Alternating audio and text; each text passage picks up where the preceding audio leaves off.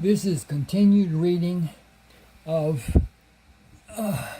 Decorated for Duty, story of a Civil War veteran and his life as it was done. And anyway, please subscribe to my channel, hit the like button, and those two things really help. They really help as far as YouTube is concerned. It gives my channel more credence, my videos more approval, more exposure, and that's important on YouTube. But at any rate, my deal I've been offering, anybody who wants any of the 31 ebooks that I have written, shoot me an email. You see my email address there at the bottom. Tell me which book you want. I will have you send $3.99 instead of $6.99 as the price is normally. I will send you an email with the book as an attachment, and you can read it, decide if you like it or not, and if you decide that you want a refund, I will send you $3.99 right back again. I use Zelle, Z-E-L-L-E. It is a free application from the banks. Both the banks I use here in East Texas have it. It's instantaneous. It's digital, and your bank, you'll find in your, if you go on your page, I guess you would anyway, you'll find where it says transfers of money and whatever, and it says Zelle. And once you click on it, it'll give you the questionnaire that you'll have your answers for, and have it that means. At any rate, where are you, mother? Okay, already went past this. Okay, I got to get back in tune here with where I was. There we go. And start this reading. He is still with Colonel Jacobson after he's wounded. I hope you would get the other portions and read them, and then you'll be able to keep in line with what this is doing and the progression of it. And at any rate, let me know what you think. Please subscribe and like. Please subscribe and like. That is so important. Here we go. This is chapter 2. 4 weeks. I have been flat on my back for 4 solid weeks. Lieutenant, what do you have to say about a change? Are you willing to gamble your life on one throw of the dice? That could well be the termination of your existence. You are not strong enough to tolerate being turned on your left side.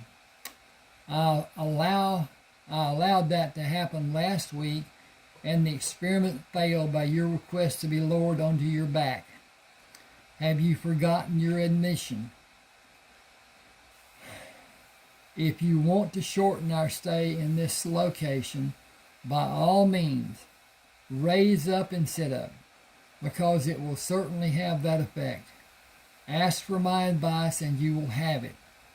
Tell me what you are capable of and show me. Otherwise, be content that you are a day closer to one of your goals and 2 or 3 weeks away from your greatest goal. The war is not going well for the Confederacy either. That is what this week-old newspaper stated 2 days ago, and this one again today. Possibly a few more days. Consider what will happen when you decide you are able to be up. I have no hope of standing. I want to sit up. I want to be able to sit on a pot and do my toiletries and clean myself with my own hand and feel I'm at least half human, if I cannot be whole. It is yours to do if you feel it will do no harm. The only harm it can do is to you. I have witnesses who will be forced to testify that you went against my advice. Then help me sit up. I feel I have progressed that far. If you are actually that strong, call the men you need to help. Got to go over and find this cursor. There it is. Lieutenant Brisbane, assist me. Sergeant Thomas on the opposite side. Travis beside Lieutenant Brisbane to guide my legs off the table and keep me firmly sitting on the table. On your mark, Sergeant Thomas. I will obey under protest, sir. Duly noted, Sergeant Thomas. Enter it in the daily ledger. Continue taking shallow breaths and exhale slowly and rhythmically. No deep breathing the whole time you're sitting up. Agreed? Agreed. Get me up. Thomas, merely guide. I want no pressure put on his left arm or anywhere on the left side of his body. If he slides away from you, grab his hips and keep him sitting on the table. We are ready for your mark. Slowly on 3. 1, 2, and 3. Easy and turn and sitting in a good and steady position. How is your heartbeat? Is it racing? It is beating as normally as I am feeling. No strain and no pain, not even a twinge. That is wonderful. Do you think I will allow more until I'm sure you're ready? Do not lean on your hands. Do not use your left hand or arm. Rest it palm up on your thigh or in a sling. Which will you have first? Sergeant Thomas, bring the sling from the wagon. I can feed myself and do other things too. How is your equilibrium? I think I set up too fast. My vision is not normal and my head is spinning somewhat. Continue shallow breathing and be calm. Your inner ear will become equalized with pressure being released through your eustachian tube. The medical term for the condition is vertigo. It should dissipate in a few seconds or you will exhibit the indications of a serious problem. No, it is becoming less pronounced and is nearing what is normal for me. I have been too close to too many cannons being discharged. Sergeant Thomas held the canteen out to Colonel Jacobson. Drinking might help. Thank you, Sergeant. You've been a great help for me during this trying time. I feel that someday, next week, we will be back in our orderly routine. Carlton closed the book he had been reading. If you can sustain your present position for more than an hour without fatigue, and if you're strong enough to walk, stand, and sit through 4 hours, you are strong enough to tolerate the wagon ride going north. Not sitting on the table with your legs dangling would be less stressful. Sleeping on a cot will be more restful. We went from stress to rest. Even moderate exercise will be helpful. Everything done in moderation or to your satisfaction. Are you ready to join the living? As much as I love sleeping on this table, why not? Yes, you are ready. Sergeant Thomas, have a stretcher brought for Colonel Jacobson to exit his lofty perch. Yes, sir. Travis, Ross, bring the stretcher. Newman and Foster, set up a cot for Colonel Jacobson on the other side of Lieutenant Brisbane's cot with walking space between them. With the stretcher angled across the table and pushed against Colonel Jacobson, Carlton said, "This will be an engineering marvel of short duration. Colonel, put your left hand on the table surface to steady yourself without pressing down hard. Merely rest it beside you without exertion of any degree. When I begin moving your feet and legs to your right, lean your left shoulder by relaxing the push you have on the table and begin bending your elbow to raise the right portion of your posterior and allow the stretcher with the towel spread out to slide under. We will put a folded blanket under you to support you as you are leveraged to your left, raising the right gluteus. Hang on a second. Okay, everything seems to be in good order. Let's see, where are we?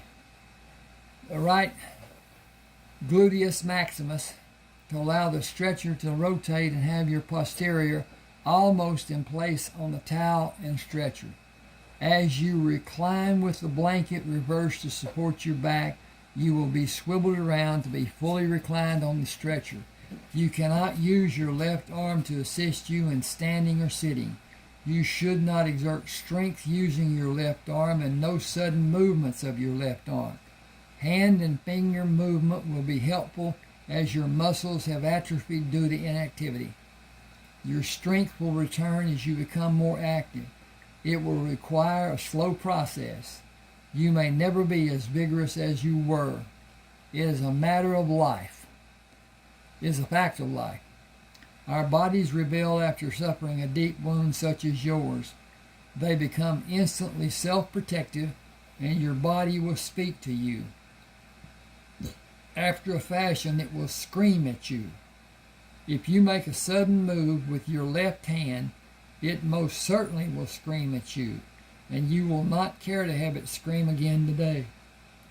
Your lower body needs exercise in moderation and will be increased daily.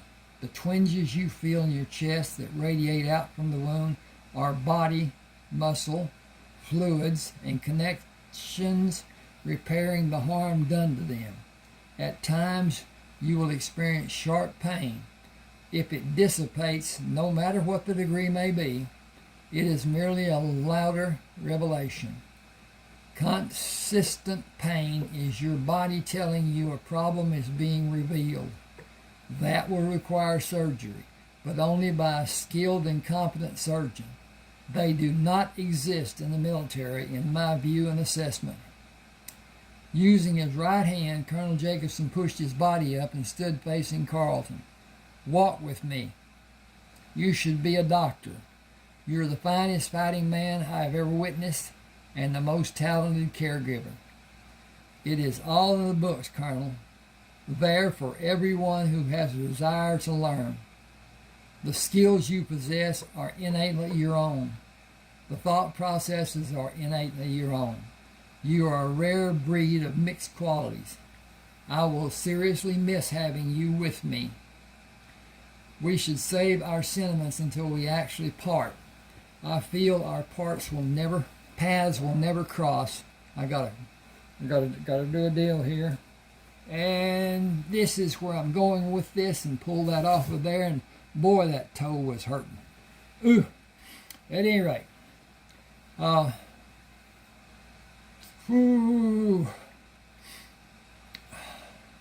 we should save our sentiments until we are actually apart. Until we actually part. I fear our paths will never cross after we say our goodbyes. It is an ominous foreboding for me. Is it something you are aware of? Just the sadness of what I know will be.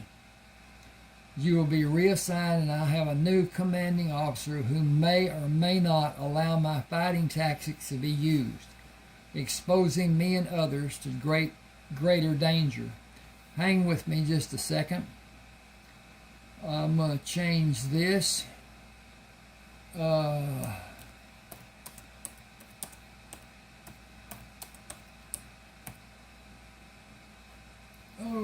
not. I got that done. Thanks for your patience.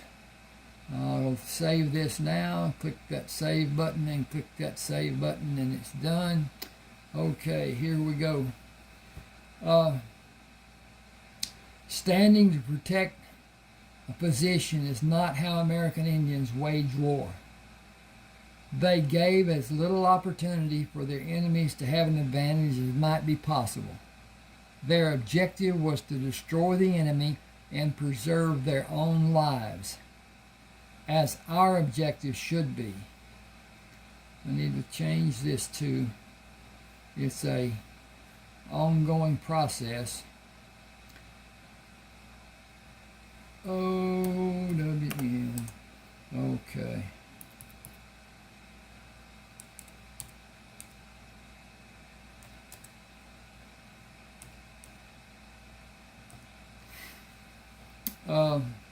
War is not a chess game. It is battles won or lost. This is a war of attrition. Sporadic physical confrontations with weapons between men who love the life they have, trying to preserve it. It is a war that cannot have a declared winner. The mindsets of both forces will not be altered. Industrialization in the South will not be accepted quickly.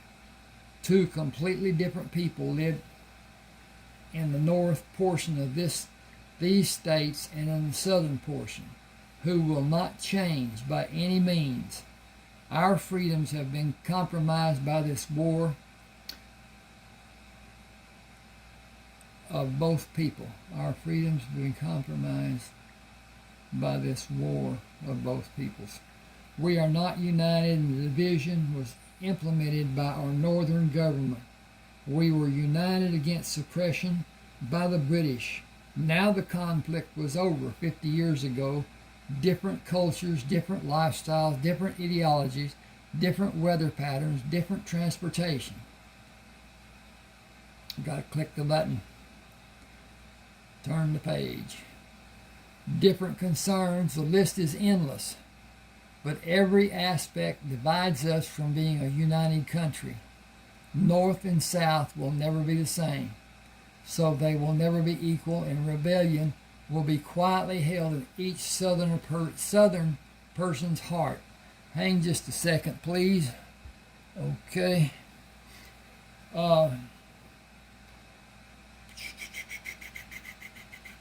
This nation will eventually split as states not united.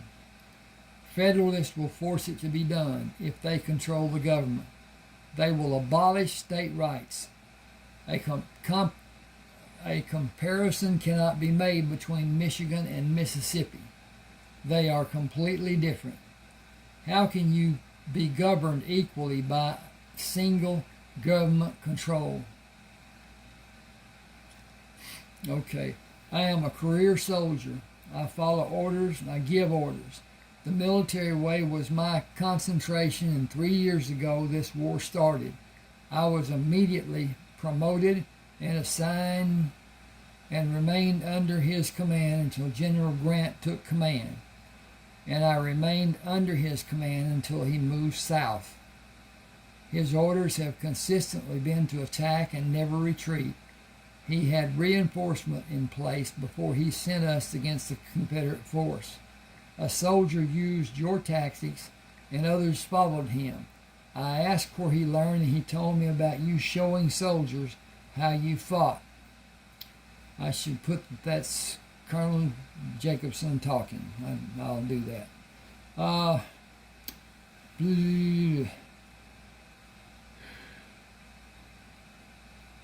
I asked where he learned. He told me about you showing soldiers how you fought. I went through channels and had you assigned to my command.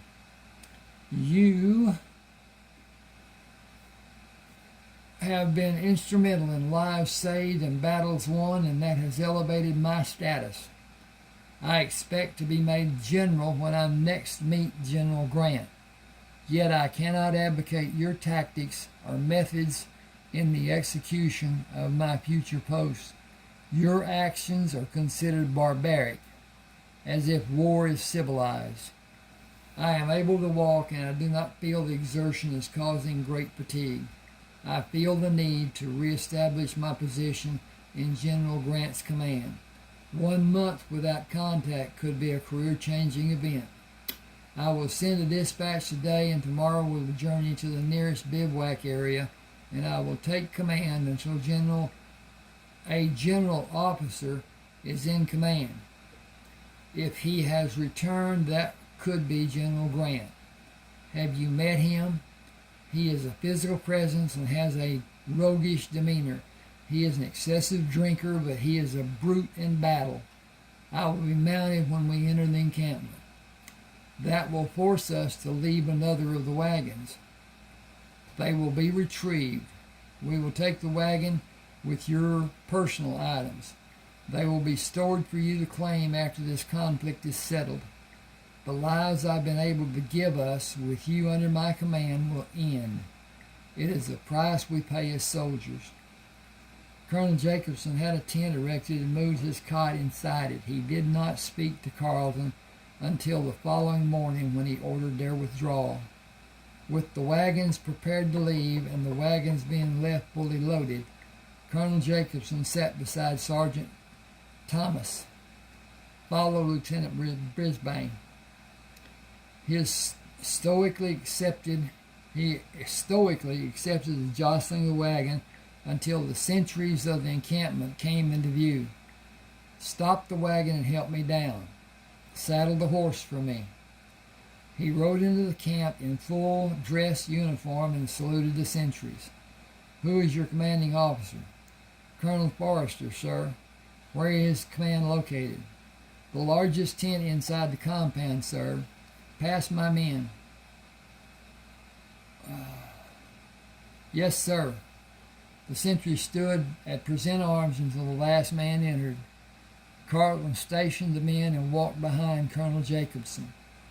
Colonel Forrester waited for Colonel Jacobson to enter. It is a pleasure having you safe with me.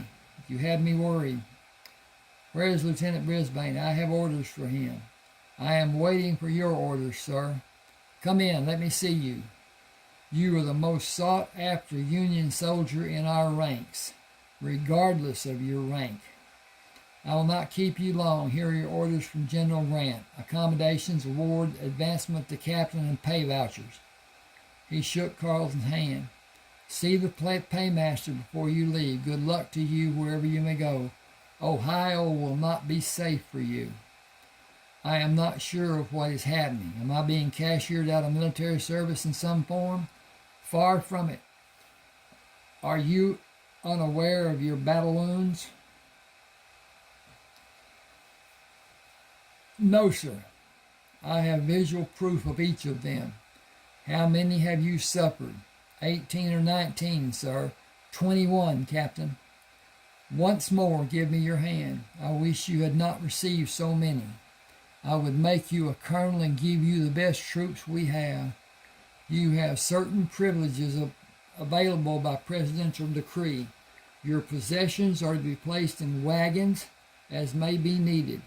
You may have 5 soldiers of your choosing to escort your departure as honorably reassigned members of this command, with full pay and mounts for each of you with General Grant's authorization. Each of you may join a command in the West as you wish within the coming 5 years. You have a bounty issued by General Beauregard. $2,000 have been offered for your death, which will remain in effect for 5 years after this conflict is resolved. A famous man once said the West was a haven for industrious men. I advise you to heed his words. That would be my action if I was in your place. Go armed and be ready, but go as fast as you can. Civilian clothing is in order for you and the men you take with you. Writing and treatment for each of them and bring it to me, but hurry. I will, sir. Thank you, sir. He looked at the back of Colonel Jacobson's head, shrugged, and saluted Colonel Forrester. By your leave, sir. Without returning the salute, he said, hurry. He found the men with the wagons. Thomas, Ross, Jacob, Billings, Hastings, and Talmadge. Do you want to stay and fight or leave with me with a horse, your weapons, and full back pay? Quit acting so odd. That is not funny. That is not a funny joke. First, come with me to get a new Henry rifle. They will actually be mine, but you will have use of them during our journey. Does that sound like a joke to you? Where is the armory? Hastings raised his arm and pointed. That tent, but there is a line waiting. I have authorization from General Grant. Come with me in a hurry. Everything we do today will be hurried. Tom, if you will wait to go with us when we leave, stay here and protect our possessions. Pushing by the men in line, Carlton held the authorization out for the lieutenant. I require 2 Henry rifles and 500 rounds. 6 of my men require a Henry rifle and 100 rounds. We will have 10 Remington revolvers with 800 rounds and belts with holsters. Gather the rifles, revolvers, holsters, ammunition, and have your men bring them to my wagon. Yes, sir, Captain Brisbane. Please advise General Grant of my service. He appreciates your efforts, Lieutenant. Your order for arms and munitions will be quickly prepared and taken to your wagon. The men will load them in your wagons as you direct them. Carlton pulled out another directive from the envelope. Load another of the wagons you have that is ready to travel. I will take it with me. Lieutenant scanned the order and saluted. As you wish, Captain Brisbane. He shouted, Sergeant Thomas, bring the men around to the other side of the tent. Thomas and the others ran to catch Carlton. You already got them? You have never been so well armed. General Grant needs your names to give you assignment papers. Just write it on a list. Sergeant Thomas will deliver it to General Grant. Gotta flip the page. The assignment papers and meet us at the paymaster. Hurry. Travis, take the wagon to Tom and come to the paymaster tent. Carlton gave the orders to Major Fleming. Orders from General Grant, sir. Are you Carlton Hightower Brisbane? I see by your orders that you are. I am required to establish your identity. I am, sir. You have 43 months of service. 10 as a medical assistant, 447 campaign engagements, 18 presidential awards, and you have been wounded during 22 of those engagements. Calculation will take a few minutes. Do you require gold coins or currency? Gold coins, please. Hang just a second. Yeah. Completing the calculations, he looked up at Carlton. Your compensation has a total of $2,247. The sergeants are preparing a satchel for your gold coins. I will make certain it is correct count and you will sign to that effect. Please give my regards to General Grant when you next see him. Please divide the coins into 2 satchels. Satchels. As you wish. I have the 5 men who are mentioned in the orders without names, waiting with their assignment papers from General Grant. I will see to their needs after we have satisfactorily concluded your business. Opening the flap of the leather pouch, he let the coins slide down to his outstretched hand. He meticulously counted each coin individually, placing what he considered to be half the coins in the original pouch and half in the second pouch. Please sign this acceptance form, Captain Brisbane. I will see to the needs of the other if you'll excuse me, please. Thank you, Major. Carlton waited until the paymaster finished with each man and told them to meet him at the wagon. He asked one of the sergeants for paper, pen, and ink, and wrote a list of supplies, gave the writing utensil to the sergeant, and went outside to climb inside the wagon to rearrange the box holding the rifles, the box that held the revolvers, and the ammunition boxes. Climbing down, he met Travis. We will take this wagon to the supply tent and fill it. I made a list, but it can be increased. General Grant was lenient with his orders. I think he wants us to go west and join another force. I have endured too much. Did your pay satisfy, or did the amount leave you wanting? It is not much pay for 2 years of being shot at. $277 is all. But we have the supplies General Grant gave us and the money. That is satisfying for all of us. Thomas dismounted and moved around the wagon. All I can tell you is I am not unhappy about being reassigned. The men with Colonel Forrester told me to stay low and get out of this part of the country in a hurry. Does that mean we can get out of these uniforms and buy new clothes? Carlton turned to see if anyone was near them. We can't be seen after we leave this area, and we can't go south. We can't go into Missouri. We need to rid ourselves of identifying marks of the Union Army. Take this order to get 7 mounts with new bridles and saddles. Check the horses for problems. If you have a concern about one of them, reject it. Some of the horses will not have a brand. Get 7 that are not branded, if you can, and take them to the wagons when you're satisfied. This order is from General Grant. Stand your ground, because he might as well be standing behind you while you get the horses. I'm going to stop here. Please subscribe to my channel and hit the like button. Comment, share. Sharing helps if you send it to people who have a caring about reading. Also about the having a copy of the books. Any one of the books that you want. Let me know by email and we'll get her done. Thanks for being with me. Hope you enjoyed.